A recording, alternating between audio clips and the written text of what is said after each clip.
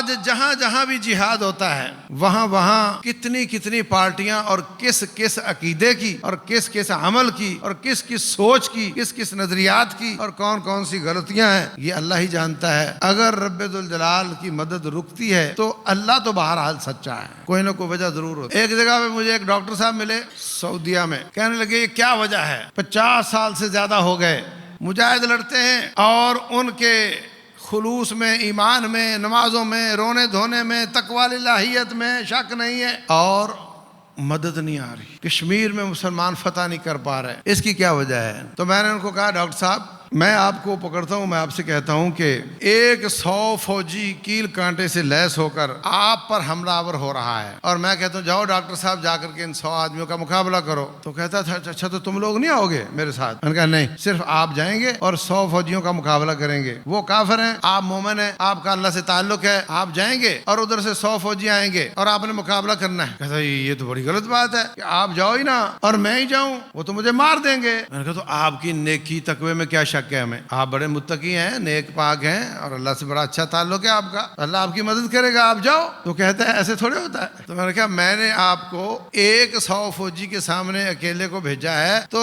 جو تناسب بنتا ہے، ریشو نکلتی ہے، وہ ایک طرف 100 اور ایک طرف 1%۔ کیا 8.5 لاکھ فوج کے مقابلے میں ہم اپنا 1% نکال سکے ہیں؟ میں نے اپنے سارے مسلمانوں میں ایک کو بھیجا نا، کیا امت اسلامیہ یا کم از کم پاکستان یا کم از کم کیا ہم 1% مقابلے میں آئے ہیں؟ 8.5 لاکھ فوج کے سامنے 25 کروڑ میں سے 1% وہاں نہیں گئے، اور سب دور بیٹھ کر تبصرہ کرنے والے فلسطین ہے، چاروں طرف مسلمان ہیں، راہداریاں بند کر کے بیٹھے ہوئے ہیں، کیا 1% وہاں لڑنے کے لیے گئے ہیں؟ اور پھر کہتے ہو جی اللہ نعوذ باللہ اللہ کا قصور ہے، وہ نہیں آ رہا۔ مکہ میں ہوتے ہوئے صحابہ کرام کو تکلیف دی جا رہی ہے، آل یاسر کو تکلیفیں دی جا رہی ہیں، شہادتیں ہو رہی ہیں، حضرت بلال رضی اللہ تعالیٰ عنہ، چھوٹے چھوٹے صحابہ کرام کے بچے حضرت بلال کی کمر میں جو کوئلوں نے سوراخ بنائے ہوئے تھے ان میں انگلیاں ڈال ڈال کر کھیلا کرتے تھے، کمر میں سوراخ تھے، دہکتے انگاروں پر لٹا دیتے تھے، تپتے صحراؤں میں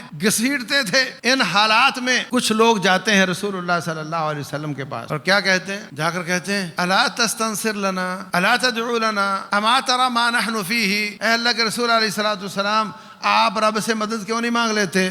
آپ اللہ تعالیٰ سے کس سے دعا کیوں نہیں کر دیتے؟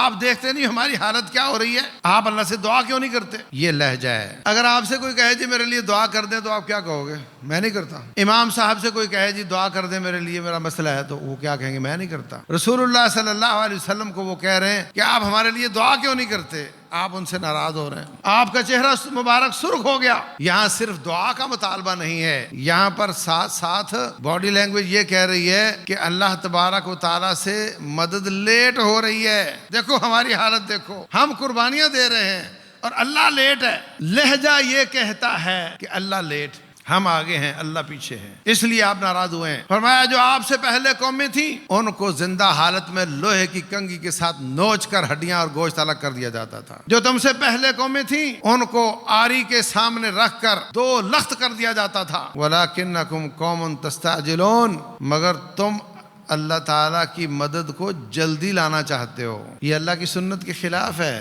جلد بازی کر رہے ہو۔